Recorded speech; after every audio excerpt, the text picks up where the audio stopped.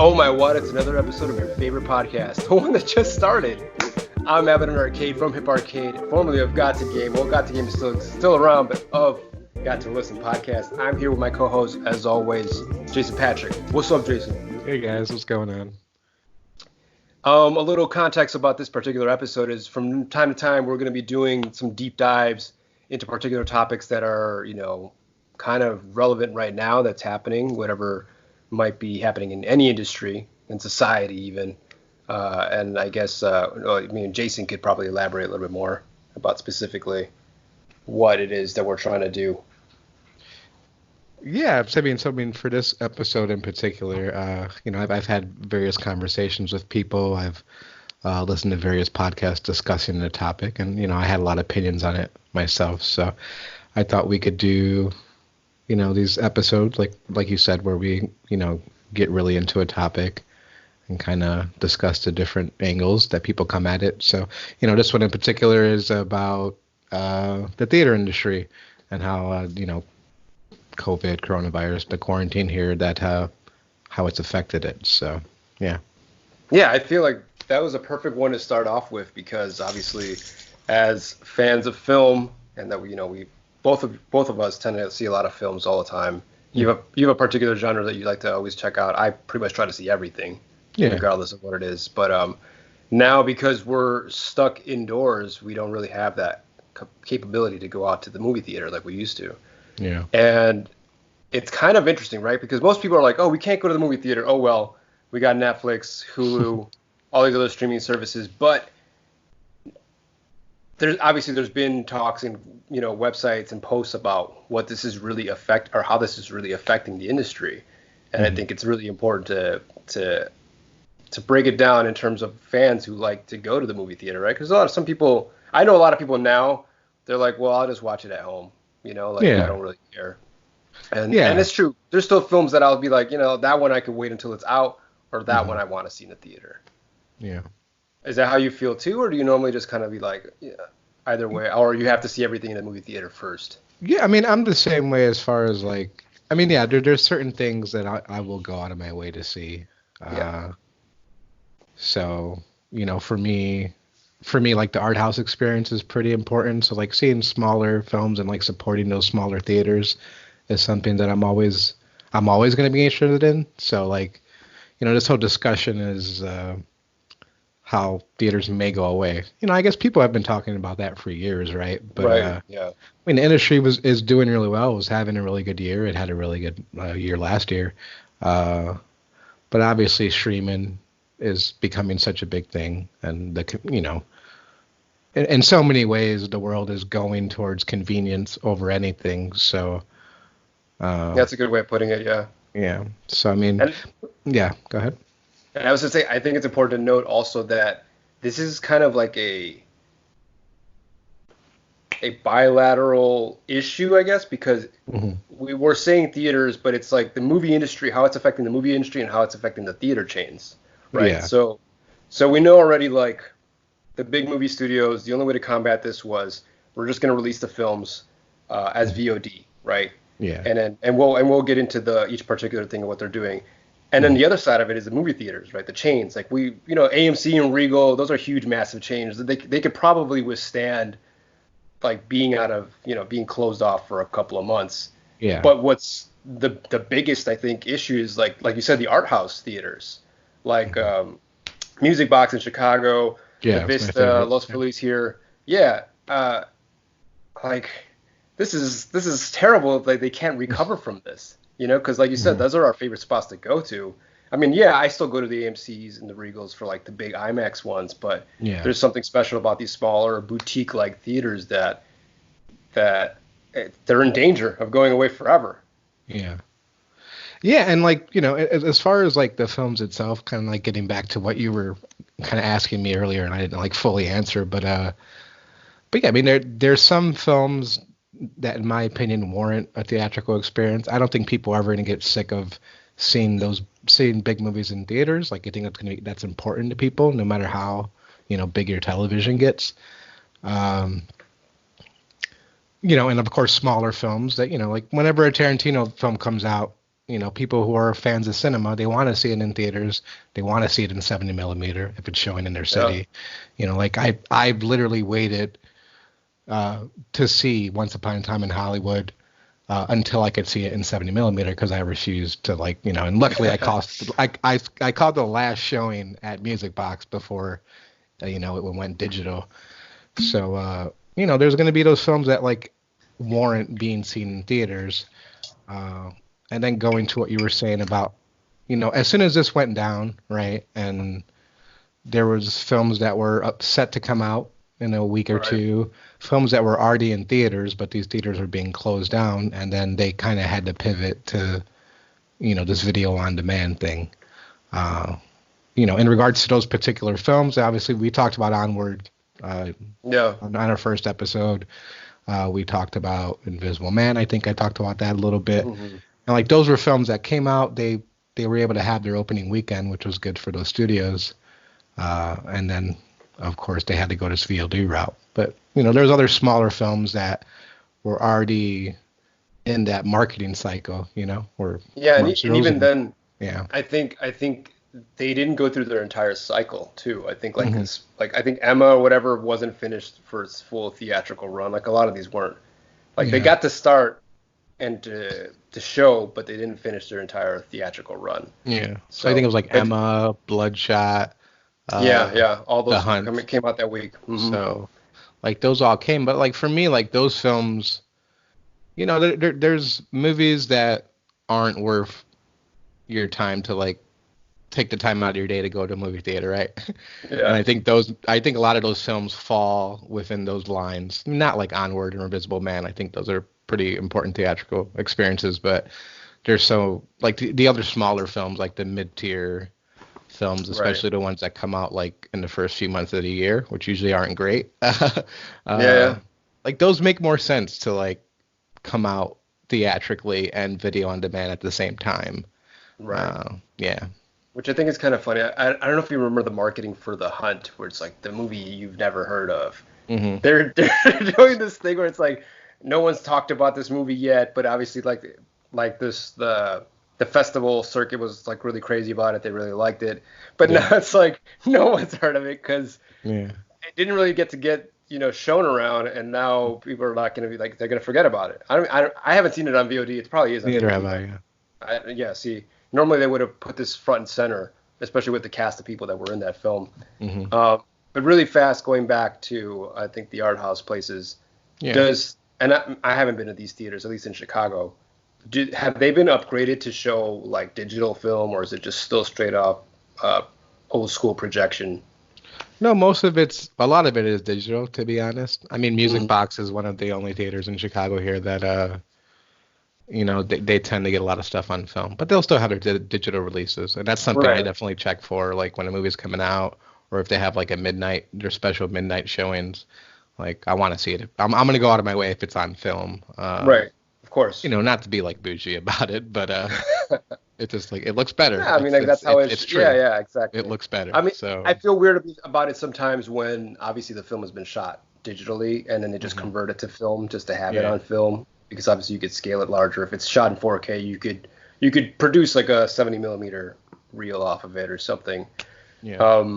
But I think a lot of our theaters out here too have all been upgraded to that, but they also have the capability of obviously to play the original, or not original, but just regular real projection films.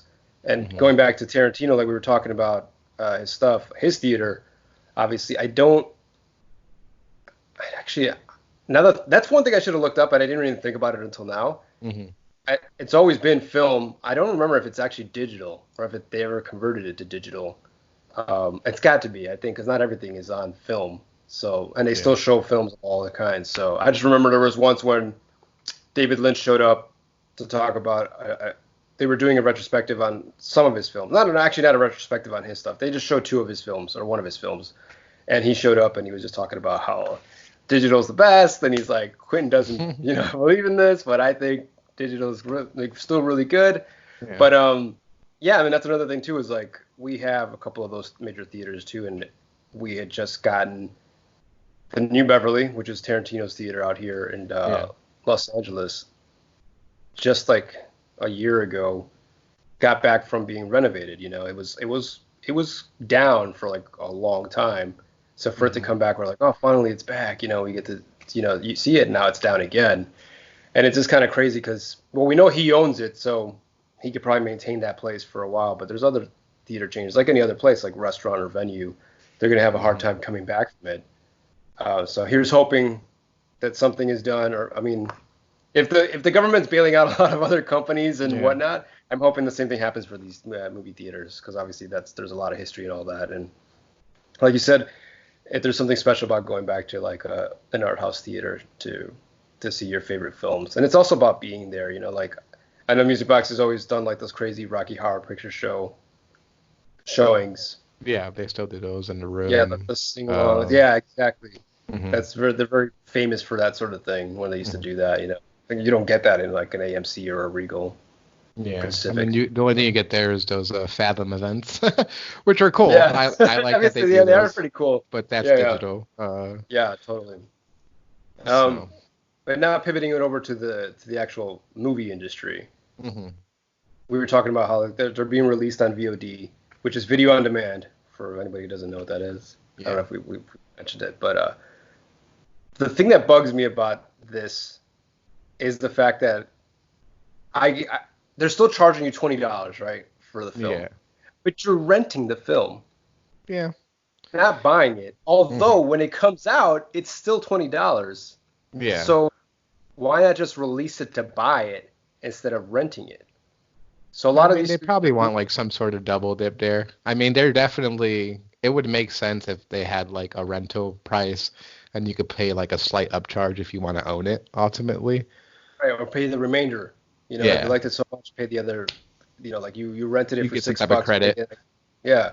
Yeah. But no, yeah, I mean that's what I've seen a lot of people laugh. I've seen a lot of memes coming out saying like, "Oh, you're charging how much for this?" or whatever. Like for me, it's not even a secret, but I like to hunt down codes, digital codes. There's a lot of people out there who buy physical DVDs and they have no use for the codes.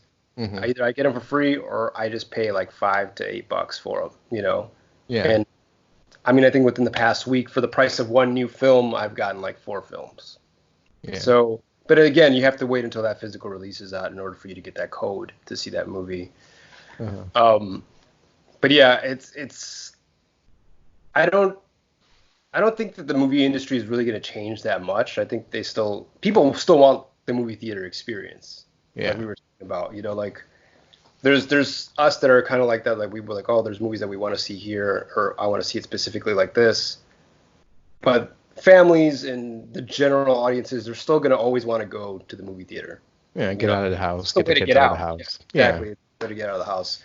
So I don't think a lot of it in terms of like the movie studios are going to be like, oh my God, this is, we should just keep releasing all the movies immediately, like I don't see like why they would want to go that route, especially if they know like this isn't going to last forever. Yeah, I mean, and we're getting back to the price point. Yeah, it is ridiculous that it is a rental, but I think it's like a case by case scenario. Obviously, like for someone like me or you, we're likely to rent it and be the only person to watch it, or maybe have a friend over. But like for families or for couples, going to the theater would have meant spending $30 for 2 tickets. So yeah, I don't think the price point is outrageous, but it just seems crazy because you're in your home, and we kind of discussed this our last episode in regards to overwhelming amount of content that's out there, right? So it's like there's so many streaming services, you have so many options in regards to any medium, video games, music. Music for me, like TV shows, movies, and video games. I mean, the TV shows, movies, and music, especially, like those are industries that are just overwhelming. Like, how much good stuff is out there, but it's just there's so much of it. So yeah, they're. I'm sorry, go ahead. No, so like, and you kind of hit one of the points that they're making as well, is that you're paying $20, and you could have like 20 people in the house, right? I mean, you could have like a big screen projector yourself, even a regular 50, 60-inch screen TV with like a family of 4, and you're still paying $20 versus $20 per person. Like if you were at the theater. So I get it in that point. There's a lot of people who don't have families, who don't have people, So for us, it's like, why am I going to pay the same amount or that much? Also like, the issue as far as like them converting to like doing this going forward, once the theaters do ultimately open back up. I'm not sure how big of an issue, like, or how much of a dent in sales piracy would be. But as soon as these movies came out on video on demand, they were available to download it legally. So it's like, is that something that they're going to factor into it? I mean, because like, most likely the people who do that sort of thing are the people who are going to do that sort of thing and aren't going to go spend money and go to a movie theater or whatever, or buy it on these services. So, that's definitely a factor, but I'm not sure how much it would come into play. I was going to say it's also, it'll be interesting in this case when it comes to this. I think the statistics, or not statistics, but the numbers do come out, like they're publicized to tell you like this many sales were made. So it'll be interesting to see those numbers, not only because we'll see how popular the films were at the time that people actually decided to put money down because they're bored, so they got nothing else to do. But also because VOD, it's not a completely novel or new thing. They've tried doing this before, and I think they were charging like $30 to $40 in the past. Like, remember, like, see the movie before it actually comes out. You could see it almost at the same time as it's in the theater, but you'd have to pay like $30 or $40 because they were saying like you're gonna get to see it now. So obviously that's not gonna work. But for them to see how much people are paying now to see these same movies that would probably go that same route, it'll be interesting to see like if they say like, yeah, this is worth doing again, or we're just gonna completely go back to the way it was. I mean, I think you should always. Why not? I mean, there's still people who are going to go to the theater. Like, if you gave me the option, right, and you said, like, hey, the next Marvel movie's coming out this day, and you could also buy it on VOD the same day, I'm still going to go to the movie theater, and I'll be happy to buy it almost immediately, too, because I want to have my collection, because it's like, might as well. Like, otherwise you have to wait, like, another, like, 90 days or something like that, like 3 months before they're actually on the DVD. So I mean, like, I don't see why they wouldn't do that anyway, because people are still going to go to the theater to see these movies.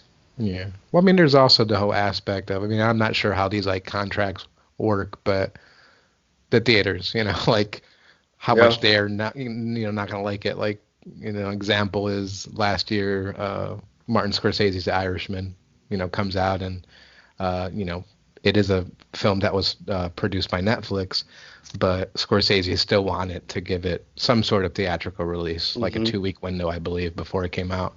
So he wanted to do that. Theaters were pissed, so it got like a really small release. Like, I think AMC and Regal and those big chains. Didn't they have to like rent a different theater like that normally wasn't open for them? Well, I mean, the only one here that in Chicago that showed it was Landmark. Or Century Cinema, like that's the only theater that showed it here. So I think those other big chains just like said they refused to show it because it's coming out on Netflix, in a few days. So I think that's going to be a big thing. That is funny, because before they had like the upper hand, like, we're not showing your movie, like. And they still have that card. They still have that card, but now it's like you have nothing to show now. Yeah. Not that it's like the movie theaters that are withholding, or like the movie companies are withholding, right? Because they're not making any money off of it either. But I feel like the theater chains are also going to be like, okay, well, when this gets back, we have to make sure we don't. I don't know. It just seems like it's a really tricky situation for everyone. Actually, there's a third component to all this that I read about it, and I forgot to mention it earlier. That is one of the. Unless you want, like, are we good with these topics? So we're like moving on. Yeah, I'm good. I'm good. I mean, we can always come back for it, but there's another part that I wanted to bring up, is that going even further back to before the movies are being made, studios or productions that are supposed to be starting can't film. Like movies that were supposed to be filming, like, I think the next Mission Impossible will start to film in Italy. Yeah. Can't happen. Don't know when it's going to happen. Yeah, they shut The Matrix down. That was filming. Yeah. So all these productions, obviously, because they just can't go anywhere. Mm-hmm. Not only that, because there's certain countries that are cutting off flight, travel, that they don't let people in. Mm-hmm. I was also reading how a lot of students who are working, especially like in New York, the film schools, Mm-hmm. that they had already had their travel paid to go to shoot their films or like their projects, but they can't go anywhere, so they can't fully graduate because they have nothing to film. Yeah. So it's pretty nuts how it's affecting it all the way to the inception, or not inception, but like the production of all these. Yeah, films. because we have all these films that got we talked about the VOD releases, but these big movies that are supposed to come out, they're not going to do this VOD thing. And if Right. they are, they're going to charge more. I think if it does eventually come to that. But Fast and the Furious got delayed a full year. No Time to Die, the James Bond film, that got pushed to November. Black Widow. Yeah, so it's like they refused. They're going to refuse to. They rather push those back than go this route, which makes total sense because these are tentpole films that hold up these studios, that allow smaller films to get made. But it's just so weird because these are going to get pushed back, but during this entire time, movies aren't getting made. Yeah. So it's exactly. So there's going to be a space where it's a huge gap. Where are the movies at? Gap where there's just nothing to be showing. Yeah. I didn't even think about it like that too. Yeah, it's like everything's getting pushed back and stuff isn't being filmed. So everything that was slated to come out within the next following months or year is just not going to happen. Yeah. Which I guess kind of helps on the other end when we're talking about there's too much content. Maybe we could catch up a little bit. I mean, I'm never going to go back and dive into the Netflix content or all that stuff. But when it comes to movie releases, there's times where I feel like there's been, we've talked about this even off podcast when we weren't doing a podcast anymore. I think there was like a couple of years where there just wasn't a lot of stuff to watch. There was films, but I don't think we could say at least for me, this particular year didn't have a lot of films that I went to go see or that I thought that were that good. So I mean, there's still droughts, I guess you could say, in terms of good quality releases. We're kind of slightly off topic. How did you feel about last year, the year in cinema? I thought it was better than recent years. It had a lot of good films. Yeah. But I didn't have a lot of stuff. But the little that was there obviously was really good stuff. Yeah. Obviously, Parasite and I guess 1917. Right? I mean, it kind of came out. I haven't seen it. Yeah. It kind of came out I think on Christmas Day, and then really a regular release came out this year. So I think I don't know if that really counts as last year. I mean, it does. You could go off the Oscar thing, right? Or that's what I'm saying. Award season. Oscar thing. But off the top of my head, what else came out? Any Marvel stuff? Spider-Man came out, I think. Spider-Man. Was it Into the Spider? No, Far From Home was last year. I mean, I just recently made my top 10. Uncut Gems. Last year? I have not seen that yet. It's really good. Once Upon a Time in Hollywood. We already talked about it. Yeah. Marriage Story. Irishman. Yeah. I would see those to me weren't theater releases. I mean, they did show up in the theater, I know, but yeah, Marriage Story and Irishman had a small release before they went to Netflix. Yeah. Sorry, I kind of railroaded us there. No. I'm looking it up because I just want to see. Oh yeah, of course, Star Wars, Frozen 2, Knives Out, Little Women. Yeah, that was on my list. 4, Ad Astra, Ford and Ferrari, Lion King, It 2, Jojo Rabbit, Terminator, Zombieland 2, Doctor Sleep. Captain Marvel came out that? No, that can't be. No, that was the year before. Aladdin? Was that Aladdin? Endgame. Endgame was last year, right? Yeah, probably. Oh yeah, Beautiful Day in the Neighborhood. Yeah, The Irishman. Yeah, so I mean, there was a lot. Mm-hmm. Yeah, it was good. It was I would say it was good stuff. I mean, Dolomite was another Netflix one that was also in theaters. Mm-hmm. I saw that in the theater. That was good. I mean, yeah, for a lot of these. I think that'll be interesting too in terms of how. I think movie theater chains now might be more lenient towards like Netflix to be releasing films. Maybe they have to. Maybe that's it. I mean, that's what I'm saying. Yeah. I mean, the studios are going to play hardball, and they're going to as well. But someone's going to have to. I feel like Netflix is going to be like, look, we got a lot of these films that we made that are supposed to be coming out this year, or that year. Like, if you guys want something to show in your theater, let's make a deal or something. You know. Well, even vice versa, like with the studios that are making these movies, maybe it'll be smarter for them, and I'm not sure because, like you said, the numbers have to come out for like how these, how they did on video on demand.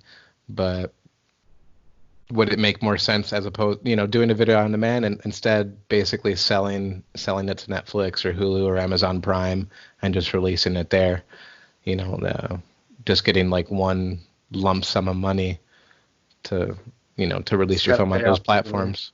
What was that? Just to kind of pay off the film. That's a lot of money. Yeah. These films generate a lot of money. I'm guessing they don't give that much money to like, I wouldn't think so. As far as like opposed to what they would usually make, in the movie theaters. So I'm not sure if that would make sense, but for smaller films, maybe so. Yeah. So, yeah. And even in regards to that, we talked about the major studios. I'm not hearing anything on any word right now, like on the art house studios, but just like how the smaller cinemas, it's probably scarier for them because they don't have this, boatload of money that they could rely on to keep them afloat. Same thing could be said for these studios and possibly closing, which would be awful. Yeah, I mean, the same thing can go for like the smaller independent studios that are trying to, produce and release their films. That, if they can't show it, for them it might make more sense to, like kind of sell it off to like a Netflix or something. Yeah. But yeah, because if they can't show it off to in the theaters, that would be that's their money, right? Like that's how they keep their studios running. Yeah. And paying off everybody else. Yeah. It's definitely be interesting to see how the rest of the year develops with this. Yeah. And even just moving on in the future. Yeah, it's like listening to a podcast, obviously we're at a time where like these movies aren't coming out. So I think because of that, podcasts like ours and others out there like that focus on like these sort of things. They're running out of things to talk about, I guess. So it's like, it's like, hey, the world's gonna end, and it's a good thing we theaters are gonna die. They're never gonna come back. Things are never gonna be the same. I think it's just like a knee-jerk reaction that, I think when things come back finally, and life returns to normal, people are gonna be really excited to have these experiences again because they aren't able to have them for these many months, X amount of months. So I think, all of these industries are going to be doing really well, be it the food industry and, just any type of entertainment industry. I think it's going to, people are going to want to go to concerts. We haven't gone to concerts in so long, haven't gone to movie theaters, haven't gone to our favorite restaurants. So what was that? I think it'll be a while before any of that really happens. Even when they lift the quarantine, I don't think they're still going to be wanting people to congregate or be in tight knit spaces with everybody. And on top of that, like I feel like people won't have money because if a lot of people lost their jobs, they're still not going to be able to be like it's not going to be like quarantine's up and like all right, let's go out to eat, let's go to a movie, let's get the concert going. It's like I don't have any money. It's like I got to go find a job now. Yeah. But no, but I mean, there's still tons of people that are working some way or another, right? But it's still, I think the majority of the population is out of work. So. Yeah, there's only certain industries for the work from home thing, right? Yeah, exactly. In regards to the concert thing, like today, our governor out here, Pritzker, he was saying for the entire, end of summer, concerts, music festivals, like he thinks all those things could be canceled now because. Yeah, even when these things lift, they're not going to want people together in those confined spaces. Yeah, I mean, nobody wants to give off like a false sense of security and like hey, numbers are down, let's get back out there and stimulate that economy, and then just fall back into this again. So yeah, I mean, I think it sucks, but at least out there, can you order alcohol and stuff like that through the bars? I think some places. I walked by a bar today that they're doing that, but most of the bars are closed just altogether. Obviously, liquor stores are open. They're about to. I think they just instituted a curfew in place for booze sales. Like it's 9 p.m. now. There's a lot of places where people buy booze and they hang out in front of the liquor store with their buddies. Yeah. And so that's what caused them to make that decision. So. Well, not only that, I think those businesses also get fined or get in trouble if people are still like hanging around. Because I know they'll like close them down. They're threatening to just close them all together if that continues. So it's kind of on the business owners, I guess, to make sure people don't gather. Yeah, because we've had a couple of businesses say like, "Thanks for your support, but like, just go straight home. Like, don't chill around here. Don't eat here, drink. Just go." Yeah.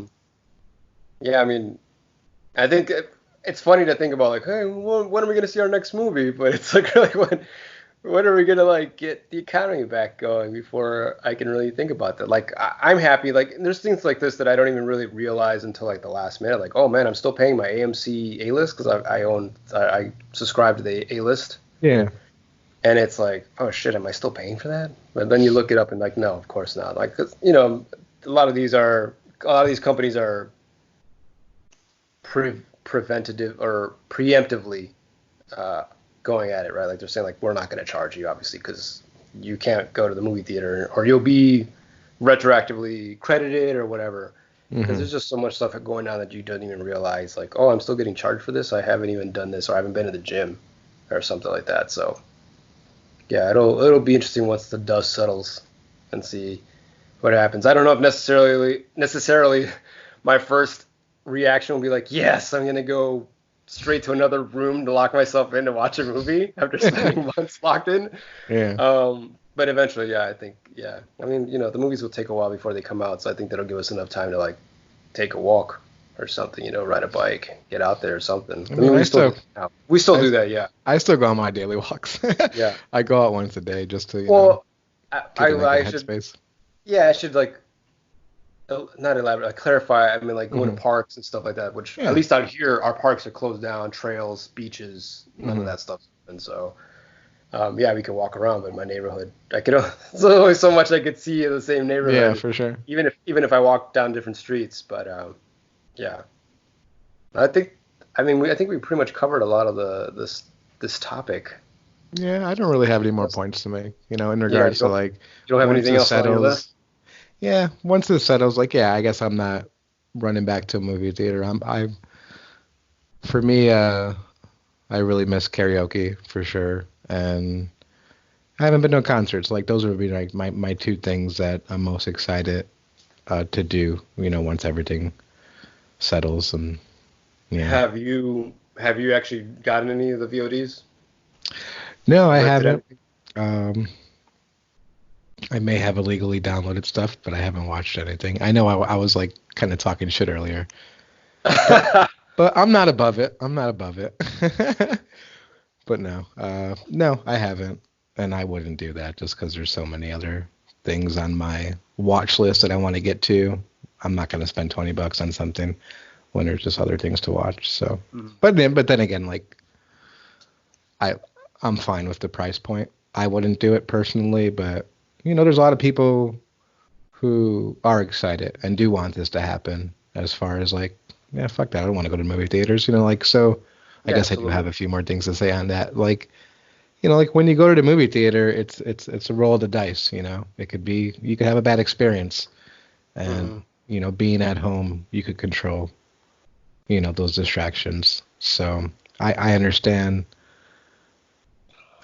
people being interested in like just movies coming out at home and just watching them that way. But, you know, there's nothing better than, you know, seeing a movie in a movie theater. Yeah, I know that's so what it is. You know, as far as from a distraction standpoint, you know, like you watch stuff at home and it's hard not to, look at your phone and kind of get lost in that. And when you're in a movie theater, there's none of that. It's just your only focus is the movie. It's you in a movie, so I never want that to go away. Yeah, that's a good point to make too. Is that you get to you rent a movie here, people are talking, your family's getting up and down, pause the movie, it's time to eat. Different things pop up that kind of throw you off from the experience. Mm-hmm. No, and like you said, the pricing. Yes, obviously to me it seems like that as a single person who just lives alone, that seems like a lot. But then I just ordered food, which was like $20 or something like that. Mm. Food is obviously a little bit more necessary, but at the same time, it's like I'm still paying. I'm still paying. I could have cooked, but I decided to order out, so it's not that different. Some fried chicken sandwiches. Nice. More than one? Well, it was a combo. It's a chicken slider and a chicken tender on some bread. Mm-hmm. It's been I don't know, like it's become very popular out here. These fried chicken sandwiches, like the Nashville kind, or like yeah, they're hot out here. I mean that Popeye sandwich. I never had it. It's incredible. So it's good. But then again, Popeyes is my favorite. I mean, it's my favorite fast food chain. So. I was gonna say, like, when we ever ordered fried chicken, it's always been Popeyes. Popeyes has been like the number one. Yeah.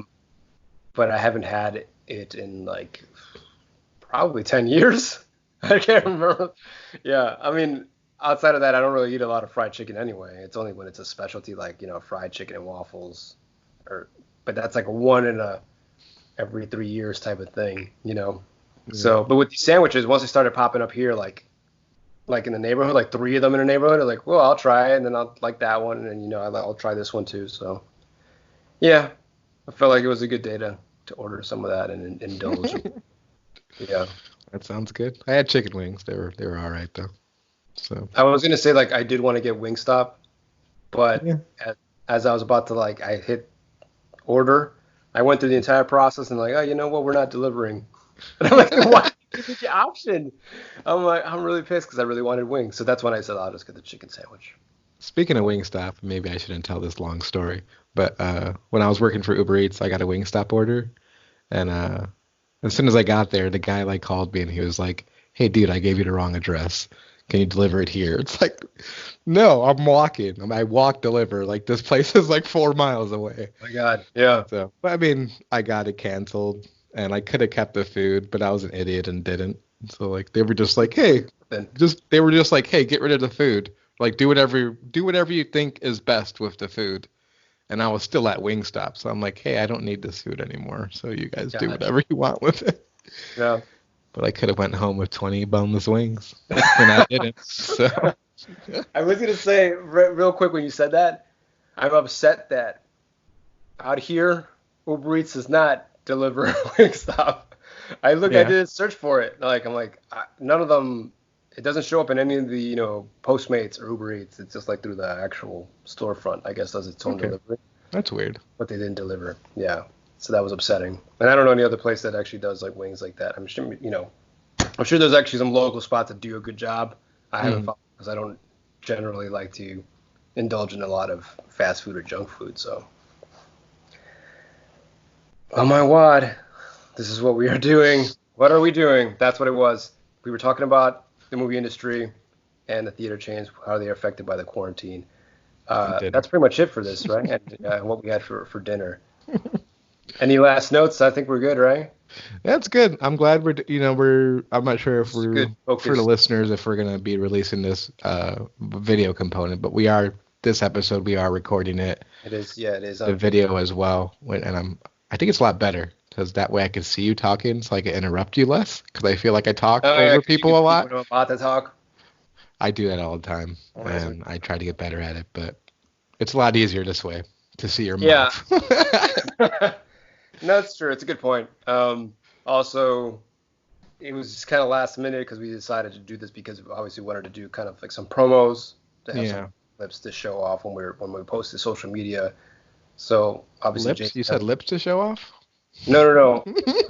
I know it's lips. Okay. Clips. I meant clips. If I said lips, I meant to say clips. Clips to show off. Social media. As you can notice, that Jason actually has a really nice setup going on.